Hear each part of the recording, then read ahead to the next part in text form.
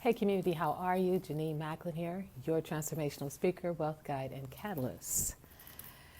And we are at, I don't know, what is it, day 30? And tomorrow's New Year's Eve. So for those of us who actually want to step into possibilities, who see this time as a transformational time, then so much of our conversation these days, our internal conversation really is about how do we want to see things being different in the new year. And so I've been giving you tips that are out of my Align program that I work with women in coaching their relationship with money. And to really look at how critical that relationship is and the impact that you can have in that relationship. So the first one was to release. It was a simple one. Just go in your house, apartments, rooms, whatever living space you're in, and let go of what you no longer use. I can't even begin to tell you how significant it is to let go of what you don't use and pass that on to someone else. And then they can start using it. And what it does for you is it creates space. This whole thing is about creating space. It creates space for something new. You will not be surprised that by the end of 2020, you'll have something in that space that you'll again need to let go of. Life is a cycle. We're constantly receiving and releasing, receiving and releasing. We have a tendency to receive and hoard and hold on to and keep and stuff and figure out why we're going to keep it just because we want to keep it. The next one after that was simply look at situations that have been difficult from the perspective of what's your part. We all have our part in it, whatever it is. We want to say it's all them, it's all him, it's all her, it's all the government, it's all the job, it's all your parents, it's all your history, it's all how you grew up and you were alcoholic or they were alcoholic. We can always find others. But what's most important, where you have your power, is to be able to say, what's my part?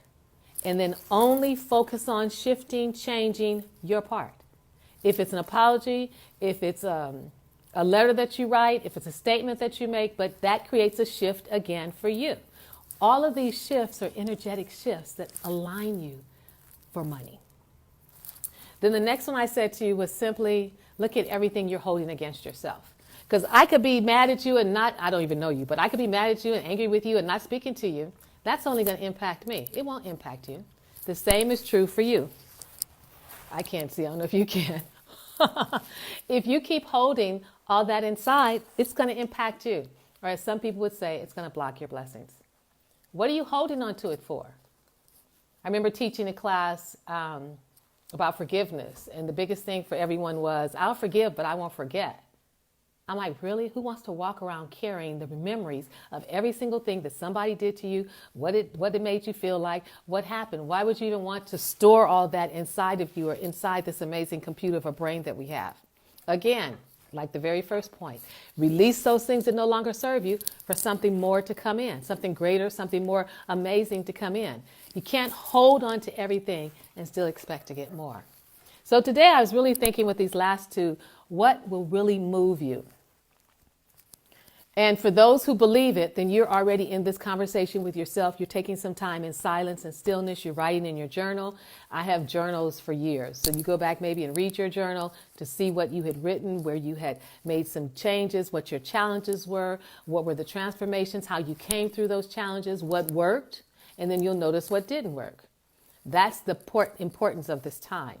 So I figured today, why don't you take a piece of paper and draw 4 quadrants. Just draw a T. And then put health and put finances, put relationships and put religion for some of you and spirituality for others, because they are 2 different things. And under each one of those, I want you to list 5. List the 5 concerns and complaints that you have in each area. What's your concern and complaint in health? Is it that your weight isn't at the level that it needs to be to allow you to do all the things that you want to do? You're running out of breath. You're running out of energy. In your finances, is your finance not where you want it to be? What is working? But more importantly, what's not working? Do that for each one of those 4 areas. In your religion and our spirituality, are you practicing the principles of your teaching, whatever that may be? Are you practicing those principles? Are you living those principles? What works when it comes to you getting your prayer in or your meditation, if you're praying 5 times a day, if you have times of silence, if it's what you're reading, what's working or what's not working? I often hear people say, oh, I get up in the morning, I do my prayer, and then I'm gone. I'm like, but that prayer in the morning is not going to carry you throughout the craziness that seems to happen throughout the day. You want to stay in that energy throughout the entire day. How do you do that? And then look at your relationships. First, start with the relationship with yourself. How much attention are you giving yourself? How is your self-care? How is your rest? How is your relaxation? How is your breathing? How is your exercise? How are you spending time in nature? How are you rejuvenating yourself? How are you replenishing yourself? Look at that. 5 things. What's working? And then the 5 things that are not working. And then those 5 things that are not working under each one of those categories, you'll have 5, 10, 15, 20. I want to write them all down on a piece of paper. And I just want you to sit with them and look at them. Why isn't the health working? What is it that isn't working that you have control and power over, but you're making the conscious choice not to do it? And you can tell me it's an unconscious choice because you didn't think it through. You're just on automatic pilot, but it doesn't change the fact that it's unconscious as it relates to reaching your goal. So when you're coaching with me in the line program, one of the things I get the joy of doing is being the language police and goal police and all those kind of things to help you stay on track with what you want to see showing up in your life. It's hard at times to see this goal and this vision, know you want it, but have yourself surrounded by others who can't see your goal and vision. And you're kind of trying to explain it to them, and this is what I'm going to do, and you're wanting their buy-in and their support, but they can't because they can't see it. So part of why I'm urging more and more of you to look at shifting your relationship with money by working with me in the line program is so that you will have that support. It's not easy to go on weight loss programs. I've been on plenty. It's not easy to shift your mindset around money. It's not easy to shift all of this by yourself. You can go talk to your friends and they'll be like, what are you talking about? You want to be with those people who are willing to make the same shifts, who are exercising the same courage, activating their commitment, and willing to be consistent until the results show up. So that's why I'm inviting you more and more to join me in the Align program.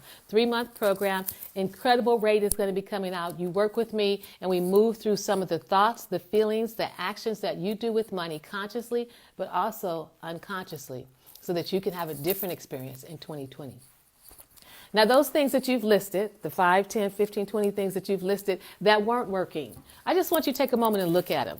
You know, take the piece of paper and look at it and say, okay, so health isn't working because I don't exercise.